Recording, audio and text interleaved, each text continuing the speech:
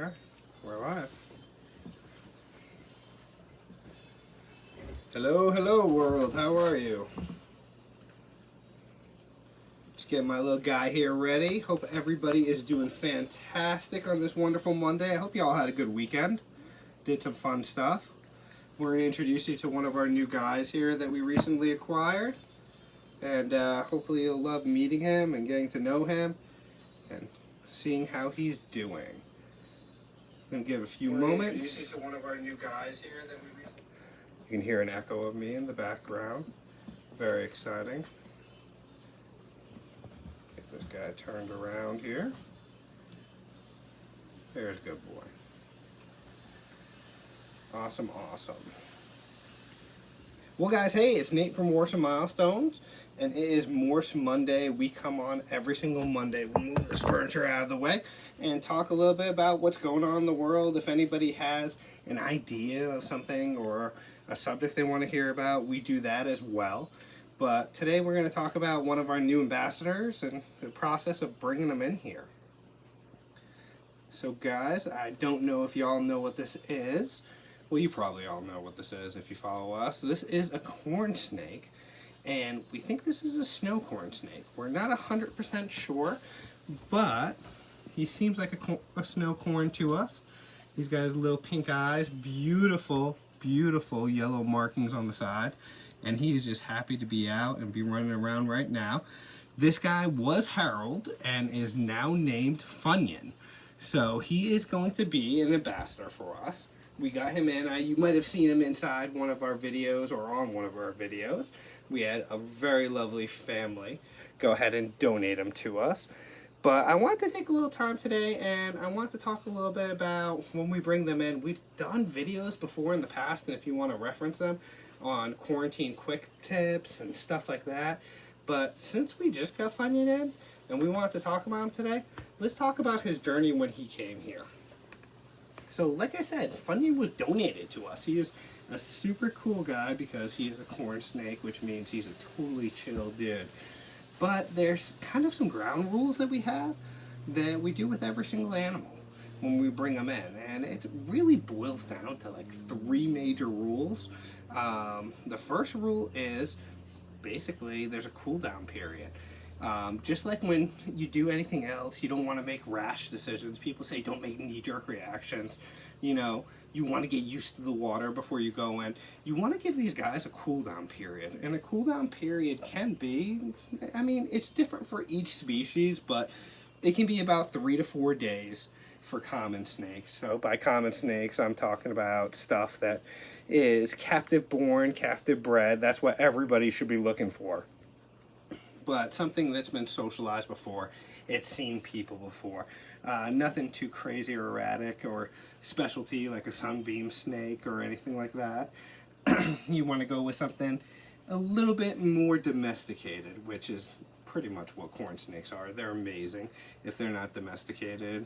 I mean, them and ball pythons, I don't know what snake is, especially with all the colors and the beautiful morphs like this wonderful guy. But you want to give them the calm down period. They might be a super sweet, super calm, super easy to handle snake when you first see them, whether you see them at an expo, whether you buy them privately from somebody. I know like Craigslist is very popular, or you can even meet up with breeders, or if you even get them from a pet store that specializes in reptiles. You want to take them and you want to bring them home. And you want to give them calm down period. And what does that look like? It has a lot to do with how you set them up. Now, I love bioactive enclosures. I think they're amazing. Planted enclosures, enclosures with things to hide and, you know, different places for your animal to get just enrichment throughout their exhibit. My dwarf retic has sticks going all the way up to the top where she can go ahead and she can climb if she wants to. She can go down. She's got a cave she can hide in. She is a swimming extraordinaire. I swear to you, she was a swimmer in another life. Every other day, she is literally inside her water bowl. Obviously, it's big enough for her to get into, but she's splashing around there, and it's amazing. Our false Cuban chameleons, they have a wonderful planted bioactive enclosure, but that is not how you should transition them from one home to another. what you should do is something pretty boring, pretty sterile, pretty easy to observe. With snakes and some other animals, a simple tub setup works well. You want to do a very, very sterile kind of environment because you're going to be looking at a few things.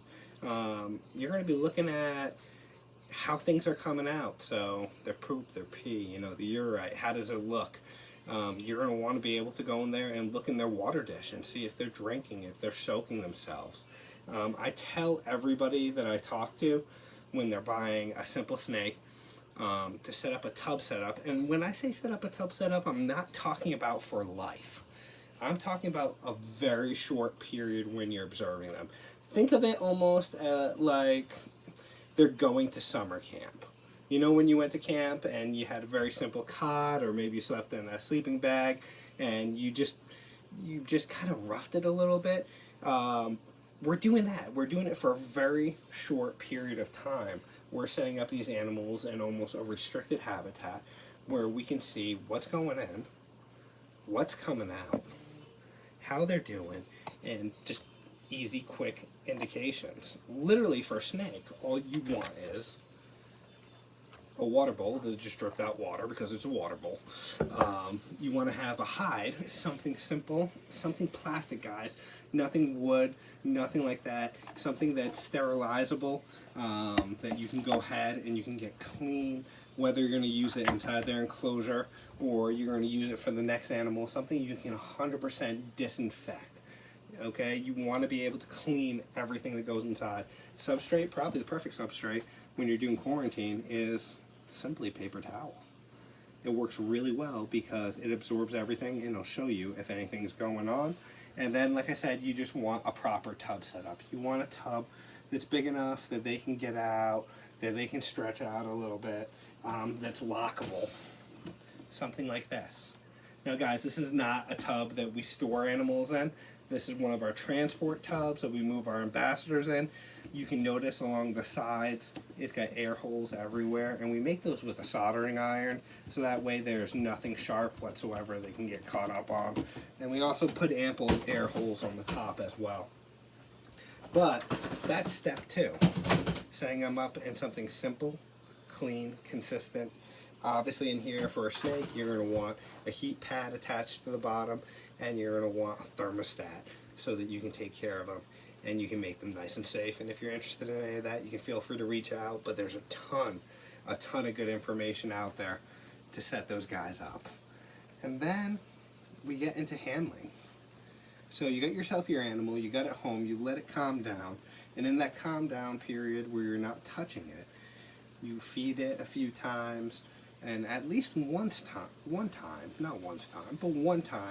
you get it to go ahead and feed and eat, and then everything's flowing good, there's no concerns. Now it's time to start handling your animal. And guys, I know that's the hardest thing, because right away, you want to handle your brand new animal. You want to see how awesome they are. You want to get them used to you. You want to get you want that experience. You want that relationship with them. But start slow. Start slow, let them investigate, let them learn about you. Kind of like what Funyun's doing right now. I don't know if you guys noticed in the beginning, he was cruising around a whole lot in the beginning, and now he's just kind of checking things out. He wants to see what's going on, what's happening out here, and then you can move on from that schedule. Even in the beginning, after you've had that cool down period, you probably only want to handle them maybe 2-3 times the first, week after they ate, or so like that. You don't want to handle them every single day. You want to give them time to bounce back, and you want to make sure after you start handling them, they're still eating and they're feeding right. And once they do that, you can just move on with that. But guys, getting back to Funyun, he's gone through that process so far. He's had some good food items in him. He's had one good food item in him, and he had a very healthy poop. So he's done really good so far. So now we're starting our handling regimen with him. We're just slowly handling him. Our plan for Funyun, hopefully, is to fulfill the same place like Cheeto fills, if any of you guys know Cheeto. And he is our super calm, super cool, big old male corn snake. And We love taking him out there. He is really calm. If people have tremors or anything like that, he is the one, the go-to snake. And we're hoping Funyun becomes that guy as well. So we're going to be working with him consistently to do that. And flies, guys. We just got flies. If you're from New Hampshire, you know what's up. All of a sudden this week, flies popped up, and we're all going crazy killing them. But that's our plan for Funyun. He is a super sweet, super nice guy. He came to us from a great family. He's settling in really well right now, and we're just excited to have him here. You guys see him for a little bit, see how beautiful he is. He is just a wonderful, wonderful guy, and we're excited to spend time with him and let people get used to him and get to know him as well. So guys, I hope everybody is having a fantastic beginning of their week one more time. Thank you so much for watching. Thank you so much for tuning in, as they used to say. We're excited to get Funyun going. Keep life emotional exciting. And we'll see you next time, guys. Bye now.